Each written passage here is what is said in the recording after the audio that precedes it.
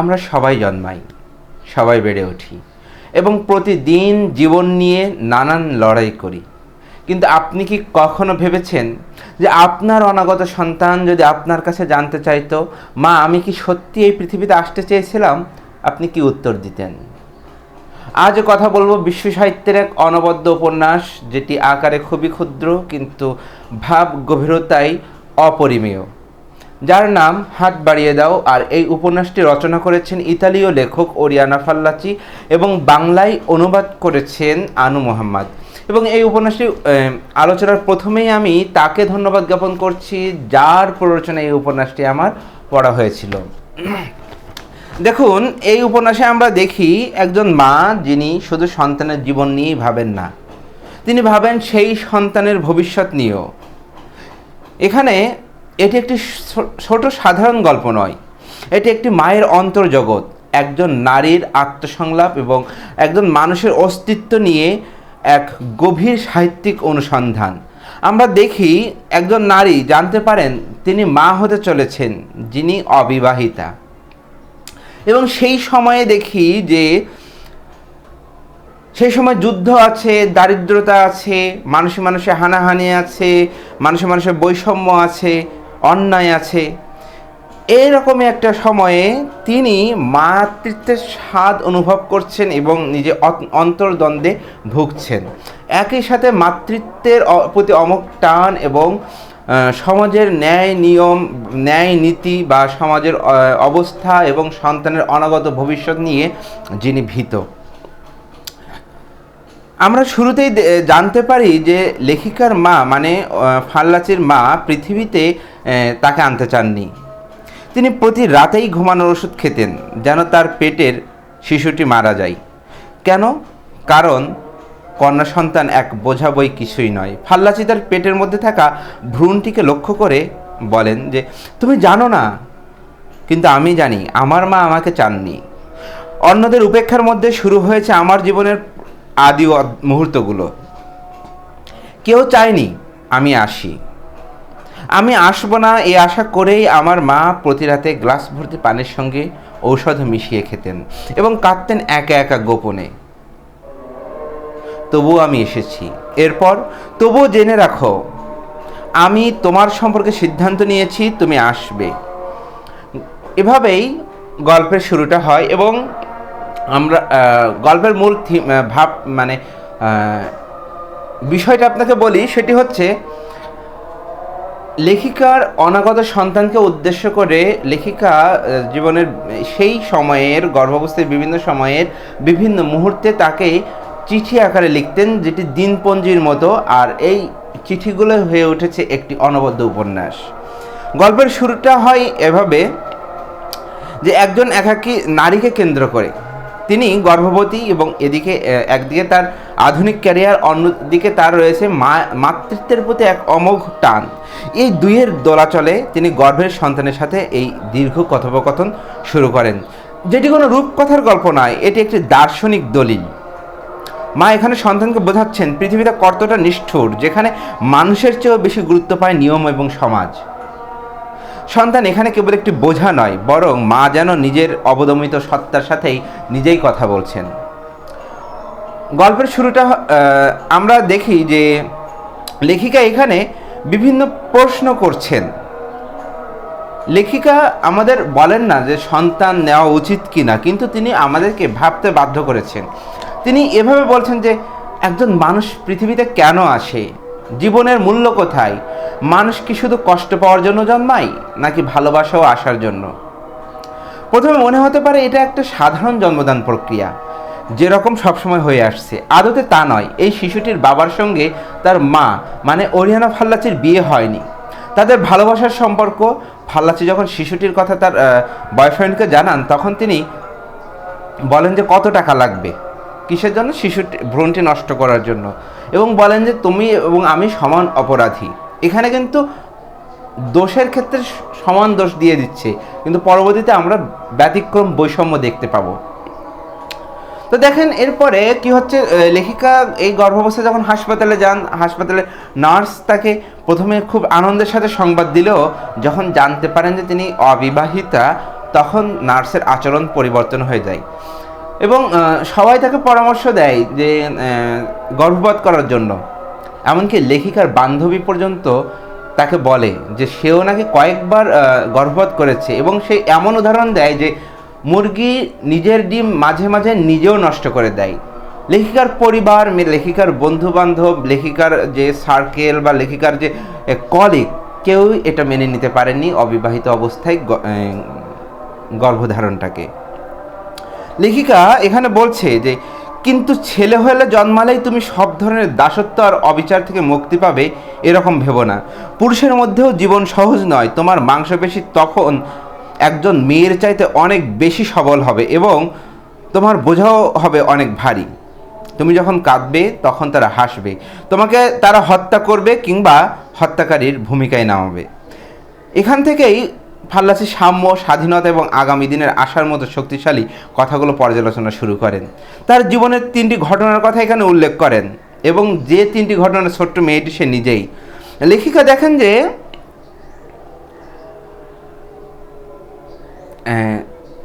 তিনি যখন ছোটোবেলায় বারান্দায় দাঁড়িয়ে একটি ফুল গাছ দেখতেন এবং তার ইচ্ছা হতো ফুল পাড়তে, কিন্তু ছোট থাকার কারণে, মেয়ে থাকার কারণে সে বের হতে, মানে সেই ফুল গাছ থেকে ফুল পাড়তে তার কখনো এই পাড়ার স্বপ্নটা কখনো পূরণ হয়নি। কিন্তু একদিন দেখেন যে একটি ছেলে মেয়ে ওই গাছতলায় এসে প্রেম করছে এবং একটি পুরুষ মানুষ তাদেরকে ধাওয়া করছে এবং একটা পর্যায়ে মেয়েটিকে সেই পুরুষ মানুষটি ধরে এবং মেরে ফেলে এবং সেই মৃত দেহটি গাছের উপরে ছুঁড়ে ফেলে এবং সেই গাছ থেকে একটি ফুল পড়ে। এখন দেখেন এখানে কিন্তু কি হচ্ছে যে দোষ কিন্তু দুজনের, কিন্তু সেই মানুষটা মারলো কাকে? মেয়েটিকে। এই উপন্যাসে শুধু মাতৃত্বকে শুধু আনন্দের বিষয় হিসেবে দেখানো হয়নি। এই উপন্যাসে মাতৃত্বের ভয়, দায়িত্ব, অনিশ্চয়তা এবং মানসিক চাপও সমান গুরুত্ব পেয়েছে। দেখেন এই উপন্যাসে আরেকটি বিষয় হলো নারীর স্বাধীনতা। একজন নারী কি নিজের সিদ্ধান্ত নিজে নিতে পারে? লেখিকা এইভাবেই প্রশ্ন করছেন। সমাজ কি তাকে সেই স্বাধীনতা দেয়, নাকি সমাজ সবসময় তার সিদ্ধান্ত ঠিক করে রাখে?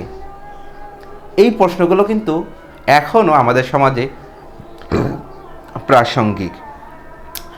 আমরা যারা সাম্য বলে মুখে ফেনা তুলে ফেলি, সাম্যের রূপটি কেমন লেখিকা দেখিয়েছেন যে তিনি ছোটোবেলায় তাদের পরিবারের অবস্থা হঠাৎ খারাপ হয়ে যাওয়ার কারণে তার মা অন্যের বাড়িতে কাজ করে এবং সেই বাড়িটা এমন ছিল যেই বাড়ির সন্তানের কোনো কিছুরই অভাব ছিল না। অসংখ্য জুতো, অসংখ্য খাবার দাবার, অসংখ্য খেলনা, যার প্রতি তাদের কোনো আগ্রহই নাই, অর্থাৎ তারা এগুলো পেয়ে এর প্রতি আগ্রহ হারিয়ে ফেলেছে। বাস্কেট ভর্তি চকলেট। লেখিকা যে বাড়িতে কাজ করেন ওই বাড়ির মহিলা ওই চকলেটকে ওই বাড়ির ছেলে মেয়েদেরকে দেয় যাদের প্রয়োজন নাই। সেই ছেলে মেয়েরা চকলেটগুলো নষ্ট করে, খোসা ছাড়িয়ে ফেলে দেয়। কিন্তু লেখিকার সেই ছোট্ট মেয়েটি যার চকলেটের প্রয়োজন তাকে কিন্তু দিচ্ছে না। এখানে আমরা দেখছি কি সমাজে যাদের প্রয়োজন নাই তাদের কিন্তু বেশি বেশি দেওয়া হচ্ছে, আর যাদের সব কিছু আছে তাদেরকে আমরা দিতে অভ্যস্ত, আর যাদের নাই তাদেরকে কিন্তু আমরা দিচ্ছি না। তাই লেখিকা এখানে প্রশ্ন করেন যে প্রতিজ্ঞা করেন তার মেয়ের কাছে যে তিনি তাকে কখনো চকলেটের অভাব বোধ করতে দেবেন না। সে না চাইলেও তিনি চকলেট দিয়ে তাকে মুড়িয়ে দেবেন। এখন যাই দেখি আমরা কিন্তু সাধারণত মাতৃত্বকে মহিমান্বিত করে তুলি, কিন্তু লেখিকা এখানে দেখছেন আমাদেরকে বলছেন যে মাতৃত্ব মানে কি কেবল ত্যাগ? তিনি প্রশ্ন তুলেছেন একটি শিশুকে পৃথিবীতে এনে কি তাকে অনিশ্চিত এক যুদ্ধের সামনে ছেড়ে দিচ্ছি না? সেই সময় দ্বিতীয় বিশ্বযুদ্ধ চলছে, জার্মান বাহিনী ইতালি দখল করে নিয়েছে। ছোট্ট মেয়েটি স্কুলে শুনেছিল আগামী দিনের আশার কথা। এই আগামী দিনের আশার কথা শুনতে শুনতে কিন্তু আশা পূরণ হয় না, তার মন ভেঙে যায় এবং আশা শব্দটি তার কাছে একটি ঘৃণার শব্দ হয়ে ওঠে। এবং তাদের ছিল, তার বাবাও বলতো মিত্রবাহিনী এলে তাদের অবস্থার পরিবর্তন হবে, কিন্তু বাহিনী এলো কিন্তু তারাও তাদের অবস্থার পরিবর্তন হলো না, অবস্থার পরিবর্তন করতে পারলো না। তাই মেয়েটি দেখলো আগামী মানে হতাশার আরেক নাম। শোষণ, বঞ্চনা টিকিয়ে রাখতেই ক্ষমতাবানেরা এই আগামীর আশা শব্দবন্ধের সৃষ্টি করেছেন। দেখেন কখনো কখনো বাস্তবতা বদলানোর চেয়ে বাস্তবতাটি কেমন তা জানাটা আমাদের জন্য সব থেকে প্রয়োজনীয়। তিনি এই বইতে আমাদের চোখের সামনে আশাহীন, ভরসাহীন, অসাম্যের, যুদ্ধের এবং নারীদের পণ্য মনে করা এক সমাজের দৃশ্য আমাদের সামনে তুলে ধরেছেন, যেখানে নারী ও পুরুষ সবাই অনিরাপদ, এমনকি শিশুরাও। শুধু সেই শিশুরা এবং তাদের শিশুরাই নিরাপদ যারা এত পেয়েছে যে পাওয়ার আর কিছু বাকি নেই। তবু চকলেটের জন্য ক্ষুধার্ত শিশুটিকে রেখে তাদের বাচ্চাদেরকেই চকলেট ছুড়ে দেয় এই সমাজ ও রাষ্ট্র, যাদের চকলেটের প্রয়োজনও নেই। আর চকলেটের ফল তুলতেই কালা আদমিদের, কালা শিশুদের যে অকথ্য নির্যাতন করা হয় তাও যেন আমরা ভুলে না যাই। আর এই নির্যাতনকারীরাই সেই শিশুদের বাবারাই, যারা এত পেয়েছে যে আর পাওয়ার কিছু বাকি নেই। তাই এখন না পাওয়া শিশুদের শৈশব এবং তাদের দুঃখী আত্মাকেও ছিঁড়ে খুঁড়ে ফেলতে চাই। সেই বাস্তবতার অবসান নেই। তবু ওরিয়ানা ফাল্লাচির মতো কিছু মানুষ আছে এই পৃথিবীতে যারা লিখে ফেলেন সেই সব অমানবিকতার আখ্যান। শিশুটি পৃথিবীতে আসেনি। ফাল্লাচি ভারতীয় একটি দোলনাও কিনেছিলেন শিশুটির জন্য, কিন্তু সে আসেনি।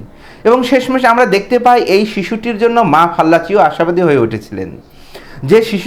যে নিরাশাকে তিনি পাথেয় করেছিলেন, তার বিপরীতে অনাগত শিশুটি তাকে সাহসী এবং আশাবাদী দুই করে তুলেছিল। আর তাকে উদ্দেশ্য করে তিনি যা বলেছিলেন তা আসলে নিজেকেই বলেছিলেন, কেননা তা শোনার মতো অবয়বপ্রাপ্ত সেই শিশুটি কখনোই হয়নি।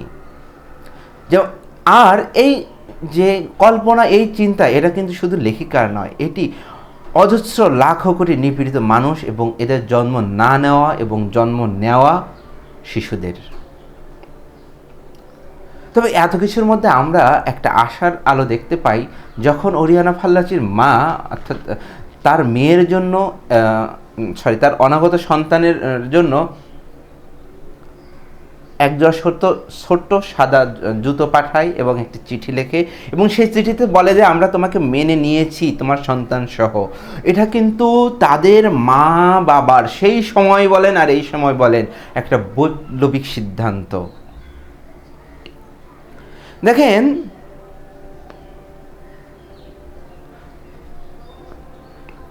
লেখিকা এখানে বলছেন যে তুমি যখন কাঁদবে তখন তারা হাসবে।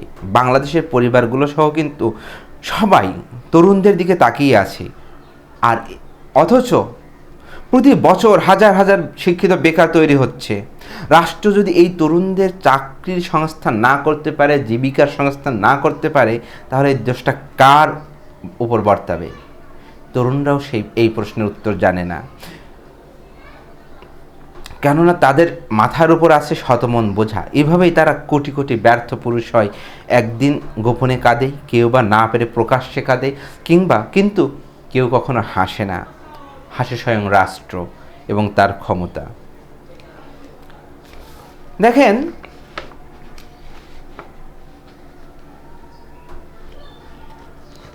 লেখিকা তার এই মহাকাব্যে মহাজীবনের জন্য তার গর্ভের শিশুটিকে এই বিষয়টি কিন্তু বলেছিলেন, হৃদয়ে মস্তিষ্ক সম্মিলিত একজন ব্যক্তির মতো আচরণ করো, তাহলে অন্যদের মতো কখনোই তোমাকে ছেলে কিংবা মেয়ে হিসেবে আমি দেখব না। আমি শুধু চাইব ভীতু শব্দের, যার মতো ঘৃণ্য কোনো বিশেষণ নেই, সকল চিহ্ন তুমি মুছে ফেলবে। এই ভয়হীন হৃদয় এবং চিন্তাশীল মস্তিষ্কই কিন্তু অসাম্যের বিরুদ্ধে সবসময় বড় হাতিয়ার, যেখানে নারী পুরুষ কোনো ভেদ নেই, সবাই সমান। আমরা বেগম রোকেয়ার অবরোধবাসিনীর বইটিতেও কিন্তু অবরোধের জীবনের কথা শুনি, কিন্তু নারীদের পোশাকের স্বাধীনতা দিয়ে মগজের স্বাধীনতা কেড়ে নেওয়ার সমান, বরঞ্চ আরও বড় অপরাধ। আর যারা এর বিরুদ্ধে বিদ্রোহ করে তাদের অস্তিত্বই মুছে ফেলা হয়, তাদেরকে ফুল গাছের উপরে ছুঁড়ে ফেলা হয় মৃত, যেমন গ্যালিলিওকে পুড়িয়ে মেরে ফেলা হয়েছিল আগুনে। যেমন আলেকজান্দ্রিয়ার সেই গণিতবিদ হাইপোসিয়াকে জনগণ টুকরো টুকরো করে মেরে ফেলেছিল। বাংলাদেশের কথাই ভাবুন, প্রীতিলতা ওয়াদ্দেদার, চারু মজুমদার, নূর হোসেন, আমাদের ভাষা শহীদেরা, আমাদের লাখো শহীদ মুক্তিযোদ্ধা, এমনকি স্বৈরাচারের বিপক্ষে আন্দোলন চব্বিশের যে গণ অভ্যুত্থান, এত কিছু হয়ে গেল, এত ত্যাগ, এর পরেও কি আমরা স্বাধীন আছি? আমরা স্বাধীনভাবে কথা বলতে পারছি? আমরা স্বাধীনভাবে চলতে পারছি? আমাদের চিন্তার স্বাধীনতা আছে?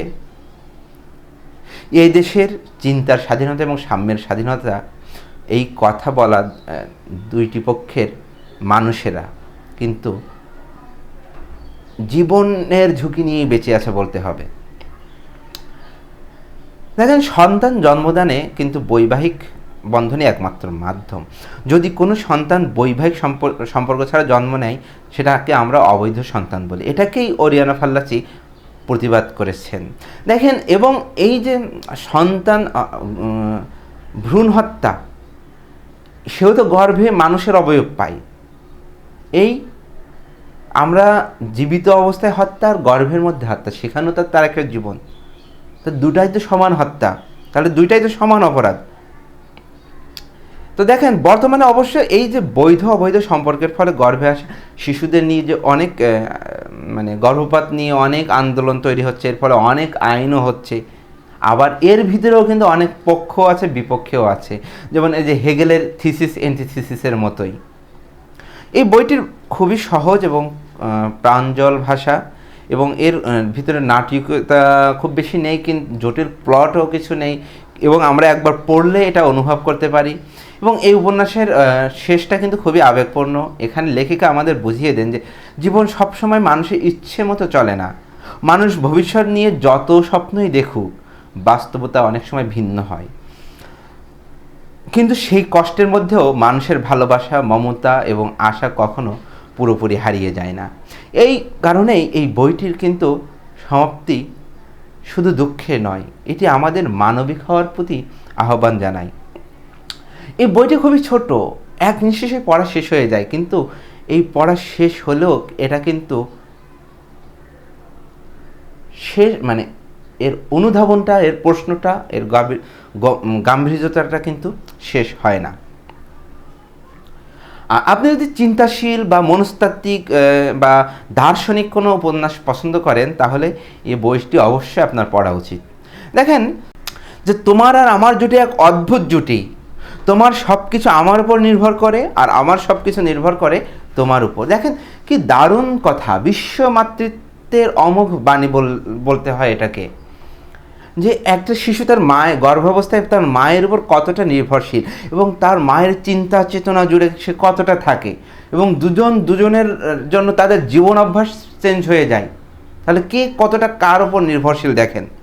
তবে শেষে আমরা এই যে তার মা তাকে যে তার সন্তানের জন্য জুতা পাঠিয়েছিল, এটি আমাদেরকে মনে করিয়ে দেয় যে আর্নেস্ট হেমিংওয়ের ফর সেল নামের যে বিখ্যাত গল্পটি, সেই গল্পের কথা। এই গল্পে আমরা শিশুটির জুতা পরতে না পারার কারণটা আমরা জানতে পারি, অর্থাৎ যে হাত বাড়িয়ে দাও বইটিতে। কিন্তু আমরা কিন্তু সেই ফর সেল গল্পের সেই শিশুটি কোনো আশ্বাস আমাদেরকে দেয় না কেন তার এমন হয়েছিল। তো যাই হোক, দেখেন পুরো পৃথিবী জুড়ে কিন্তু এই আমাদের যে এখন একটা অস্থিতিশীল অবস্থা, সেই অবস্থা কিন্তু এখনও বিরাজ করছে। এখন চারদিকে দেখেন, দ্রব্যমূল্যের ঊর্ধ্বগতি, যুদ্ধ, আন্দোলন, প্রাকৃতিক দুর্যোগ, কত কিছুই। আর এই বিষয়গুলো চিন্তা করে লেখিকা তার সন্তানকে বলছেন, দেখেন এই পৃথিবীতে তোমাকে আনা কি উচিত? পৃথিবী কি যথেষ্ট সুন্দর, ন্যায়ভিত্তিক ও মানবিক? শেষ পর্যন্ত সন্তানের মৃত্যু সেই প্রশ্নগুলো সহজ উত্তর দেয় না, বরং এই উপন্যাসটি পাঠককে উত্তর খুঁজে নিতে আহ্বান জানায়। দেখেন, বর্তমান যুগে ক্যারিয়ার কেন্দ্রিক নারীদের এই যে দ্বন্দ্ব, মাতৃত্ব কি এবং একজন যে নারীর ক্যারিয়ারের ইতি টেনে দেয়, অর্থাৎ মাতৃত্ব এবং তাদের যে ভয়, মাতৃত্বের আনন্দ এবং মাতৃত্বের ভয়, অর্থাৎ একটা ক্যারিয়ারে ইতি টেনে দিচ্ছে, আবার মাতৃত্ব হচ্ছে, এই দুই দ্বন্দ্ব কিন্তু এখনও সমাজে দেখা যাচ্ছে। সমাজ আজও নারীদের কাছে নিখুঁত মা হওয়ার প্রত্যাশা করে, যেখানে তাদের নিজেদের অস্তিত্ব বা স্বপ্ন গৌণ। ফাল্লাচি এখানে দেখেছেন একজন নারী চাইলেই তার মাতৃত্বকে কোনো মহিমান্বিত ত্যাগের আড়ালে না রেখে বরং নিজের ব্যক্তিগত পছন্দ অপছন্দের জায়গা থেকে বিচার করতে পারেন। আজ যখন বিশ্ব জলবায়ু পরিবর্তন, যুদ্ধ এবং অর্থনৈতিক মন্দার মুখে, তখন অনাগত সন্তানকে পৃথিবীতে আনা একটি নৈতিক প্রশ্ন হয়ে দাঁড়িয়েছে। ফাল্লাচি ঠিক এই জায়গাটিতেই প্রশ্ন তুলেছেন, একটি অনিশ্চিত পৃথিবীতে কি জীবনদান ন্যায়সঙ্গত? দেখেন, এখানে আমার আরেকটি প্রসঙ্গ মনে আসে যে আমার এক বন্ধু আমাকে গল্প করছিল যে তার ছোটোবেলায় সে তার পরিবারের কাছ থেকে যে দায়িত্বটা তার প্রতি পালন করার কথা ছিল, সেটা অর্থনৈতিক দৈন্যতার কারণে পালন করতে পারেনি। একদিন সে বাধ্য হয়ে তার পরিবারকে বলে যে তুমি আমাকে জন্ম দিছিলে কেন? সাথে সাথে ওইটা কিন্তু আমার ভিতরেও ইফেক্ট করে। আমি সবসময় ভাবি যে আমার এই অবস্থায় যদি একটা সন্তান আসে, আমি কি করব? তার পছন্দ, তার যেটা যুগের সাথে তাল মিলিয়ে, সময়ের সাথে তাল মিলিয়ে যেটা তার প্রয়োজন, যেটা তার চাহিদা, আমি তাকে কতটা পূরণ করতে পারবো? আমার এখন নিজের কাছে প্রশ্ন জাগে, আগে তার জন্য একটা নিশ্চিত ভবিষ্যৎ তৈরি করা প্রয়োজন, নাকি তাকে আগে আনা প্রয়োজন? এটা আমি আমার ফ্যামিলিতেও গল্প করি। এখন যাই হোক, এখন দেখেন এই যে প্রশ্নটা, এটা কিন্তু এই বইয়ের এই কথাটা যখন আমি পড়ি তখন কিন্তু সাথে সাথে আমাকে ইফেক্ট করে। দেখেন, বর্তমান যুগে কিন্তু নারী মানে আমাদের এই যে নারীদের নিজেদের উপরের অধিকার নিয়ে অনেক সোচ্চার, এবং যে তিনি পিতৃতান্ত্রিক এবং প্রথাগত মাতৃত্বের ধারণাকেই লেখিকা এই বইয়ে কিন্তু সরাসরি চ্যালেঞ্জ করেছেন। এবং বর্তমান সময়ের বিচ্ছিন্নতার যুগে, যেখানে মানুষ ভিড়ের মধ্যেও একা, এই উপন্যাসটি মানুষের অস্তিত্বের সেই চিরন্তন একাকিত্বকে স্পর্শ করে, যা সবাইকে কোনো না কোনোভাবে আলোড়িত করে। আমার মতে আপনি যদি জীবন, মৃত্যু বা অস্তিত্বের গভীর কোনো অর্থ খুঁজছেন এমন মানুষ হন, এমন পাঠক হন, তাহলে এই বইটি আপনার সংগ্রহে থাকা প্রয়োজন। আর আপনি যদি এই বইটি ইতিমধ্যে পড়ে থাকেন, তাহলে এই বইয়ের লেখিকা যে শেষে যে লেখিকার মা যে সিদ্ধান্তটি নেয়, সেই সিদ্ধান্তটা আপনি কতটা কিভাবে বিশ্লেষণ করেন, এই উত্তরটি দেওয়ার চেষ্টা করবেন এই ভিডিওর কমেন্ট বক্সে। আর এমনই ভিডিও পেতে চ্যানেলটি লাইক, কমেন্ট, শেয়ার করে সাথে থাকবেন। আরেকটি কথা বলে রাখি, এই বইয়ে অনেক সুন্দর সুন্দর কোটেশন আছে, যে কথাগুলো এই উপন্যাসকে রিপ্রেজেন্ট করে, বর্তমান অবস্থাকে রিপ্রেজেন্ট করে, আমাদের মানবিক অবস্থাকে রিপ্রেজেন্ট করে, আমাদের বৈশ্বিক অবস্থাকে রিপ্রেজেন্ট করে। এই কোটেশনগুলো নিয়ে আরও একটি ভিডিও আমি তৈরি করেছি, যেটি আপনারা এই ভিডিওর শেষে স্ক্রিনে দেখতে পাবেন, ক্লিক করলে ভিডিওতে দেখতে পাবেন। তো সেই ভিডিওটি দেখারও আহ্বান জানিয়ে এখানেই শেষ করছি। দেখা হবে অন্য কোনো ভিডিওতে। সবাইকে ধন্যবাদ। মার্কিন স্টুডিও থেকে এতক্ষণ আপনাদের সাথে ছিলাম আমি, আফতাব মার্কিন। আল্লাহ হাফেজ।